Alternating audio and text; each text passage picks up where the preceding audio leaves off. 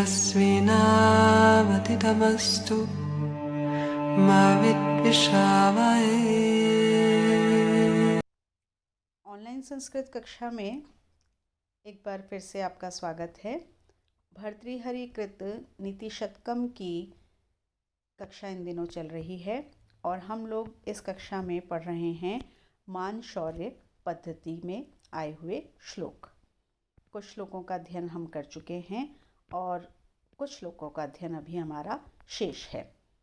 तो आज का जो हमारा पहला श्लोक है उसको हम प्रारंभ करते हैं।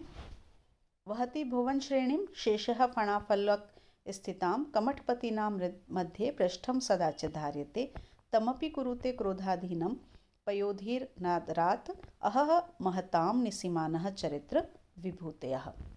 देखिए क्या कहा, शेषः। शेषः का मतलब यहाँ पर शेषः का मतलब शेषनाग से है, ध्यान रखिएगा। शेष का मतलब शेष बचे हुए से नहीं है। शेषः शेषनाग फणा फलक स्थितां, फण रूपी फलक के ऊपर रख करके उसके जो फण होते हैं उसको एक प्रकार का पट्ट बताया। जैसे एक पट्टा होता है, एक श्याम पट्ट जैसे हम बोलते हैं, उस तरह का जो फलक है, एक स्थान है, उसके ऊपर स्थिता, उसके ऊपर स्थित भुवन श्रेणी, भुवनों की, लोकों की श्रेणी को, पंक्ति को वहति वहन करता है, धारण करता है।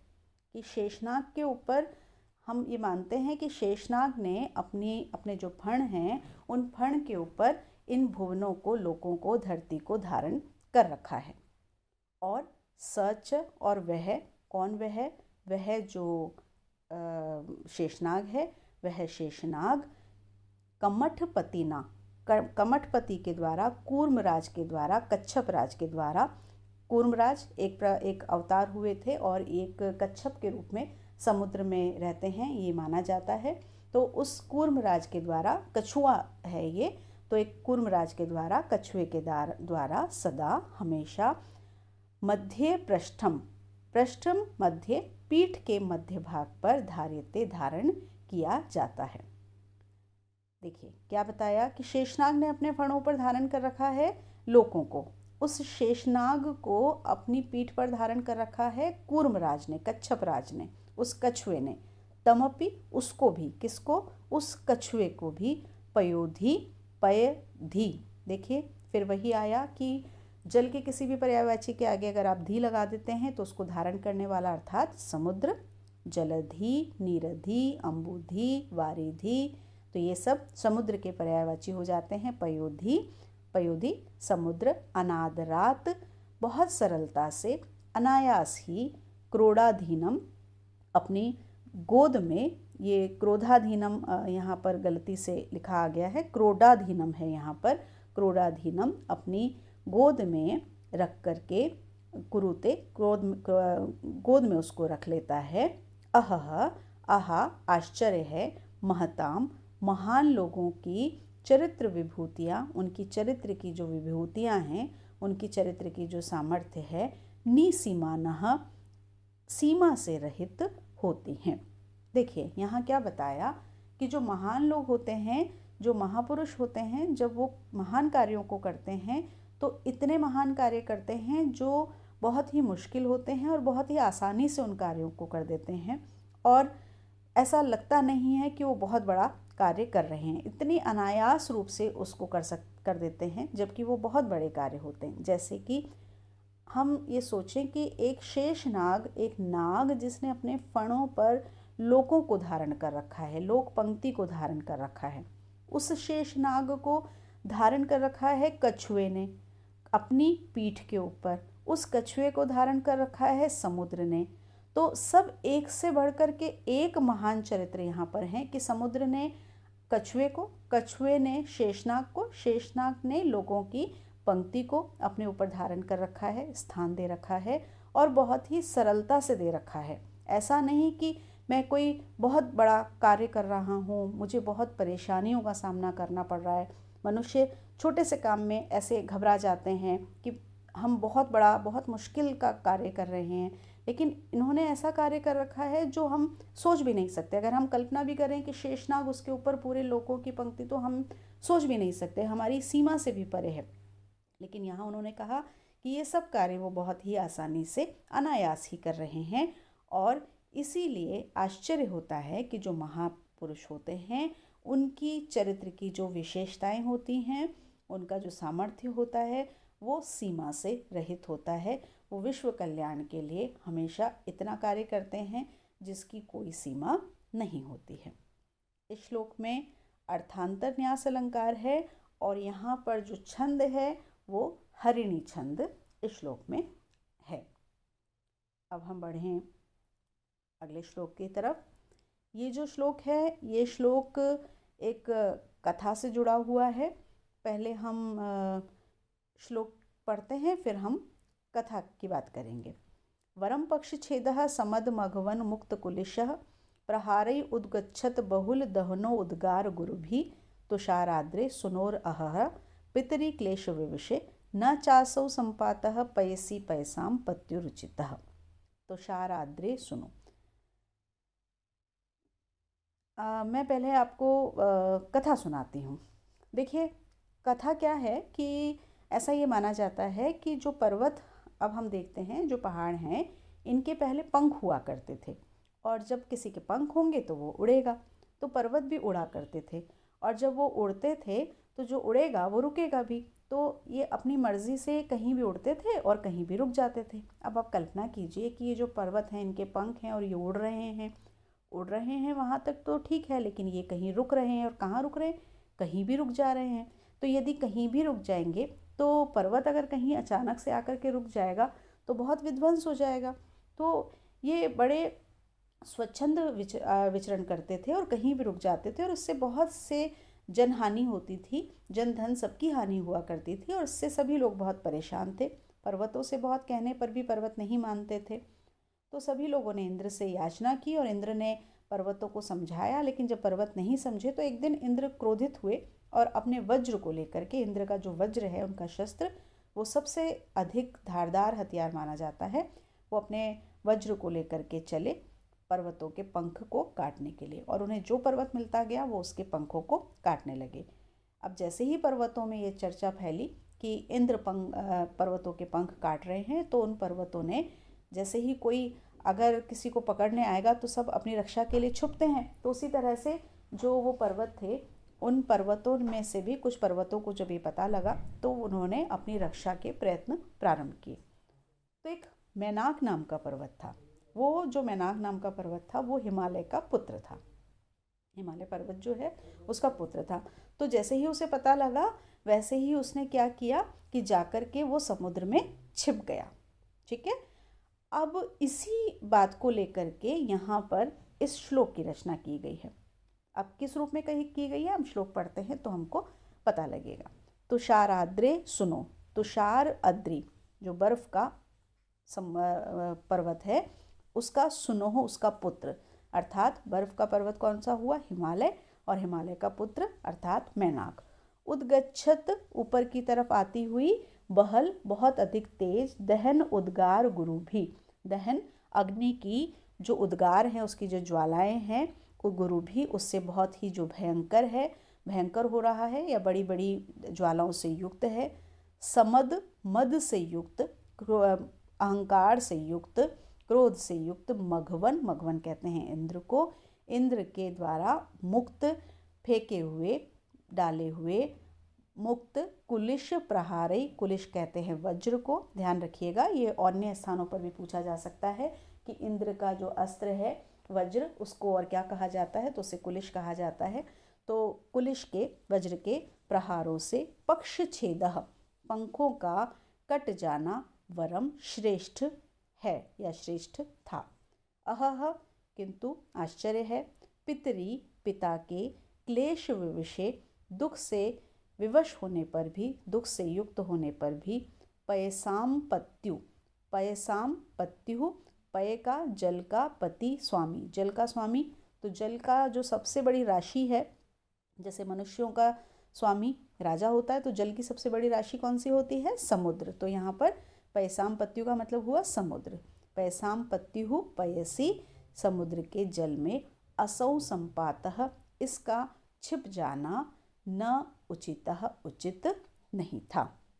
क्या बताया यहाँ पर कि जब मैनाक पर्वत को ये ज्ञात हुआ कि इंद्र अपने वज्र से सभी के पंख काट रहे हैं और बहुत ही अहंकार से युक्त होकर के, क्रोध से युक्त होकर के आ रहे हैं, वो किसी को भी छोड़ने वाले नहीं हैं, तो उन्होंने उस डर के कारण क्या किया, समुद्र के जल में जाकर के छुप गए। और उसी समय जब वो मैनाक पर्वत वहाँ जाकर के छिप गया, उसी समय उनका पिता कौन, हिमालय पर्वत, वो दुख से युक्त था। क्यों दुख से युक्त था? क्योंकि हिमालय की भी पंख काटे जाएंगे।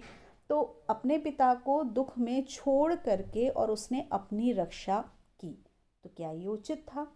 अगर किसी पिता और पुत्र दोनों को कष्ट है तो क्या पुत्र का के लिए उचित है कि वो अपने पिता को कष्ट में छोड़ करके खुद के प्राणों की रक्षा कर ले? तो यहाँ ये कहा गया कि वो यदि खुद के भी पंख कटवा लेता या अपना जीवन भी यदि समाप्त कर लेता तो श्रेष्ठ था। इस तरह से जो वो समुद्र के जल में छिप गया, ये उसके लिए बिल्कुल भी उचित नहीं था। उसका जो ये कार्य था कि वो बिल्कुल भी उचित नहीं था, निंदा के योग्य था। तो क्या बताना चाह रहे हैं कि यदि कोई मनस्वी व्यक्ति है, स्वाभिमानी व्यक्ति है, श्रेष्ठ व्यक्ति है, तो वो कभी भी किसी को, और किसी यहाँ पर कौन है, वो किसी कोई ऐसा ही नहीं है, वो उसका पिता है, अपने को किसी आत्मीय व्यक्ति को किसी कष्ट की अवस्था में छोड़ करके खुद की रक्षा नहीं करेगा। वो चाहे अपने प्राणों को समाप्त कर देगा, लेकिन अपनी रक्षा बाद में करेगा, अपनों की रक्षा पहले करेगा।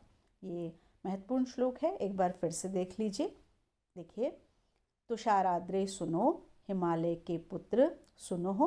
हिमालय का जो पुत्र है कौन, मैनाक। ध्यान रखिए, इस पर भी प्रश्न पूछा जाता है, हिमालय का पुत्र कौन है? तो हिमालय का पुत्र मैनाक।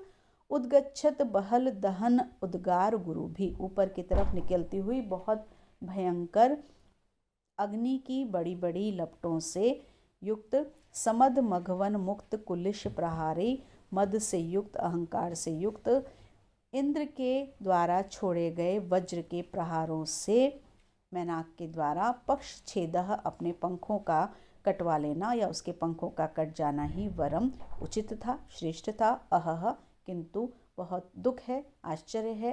पितरी क्लेश विषय, पिता के दुख से युक्त होने पर भी, पयसाम पत्युः पयसी, जल के स्वामी अर्थात समुद्र के पयसी जल में, असौ संपातः, इसका डूब जाना, इसका छिप जाना, न च उचितः, उचित नहीं था।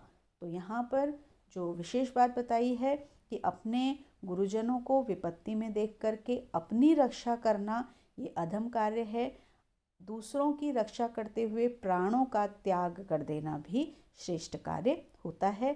स्वार्थ को छोड़ करके जो परार्थ में, परमार्थ में लगता है, परोपकार में लगता है, वही श्रेष्ठ मनुष्य होता है।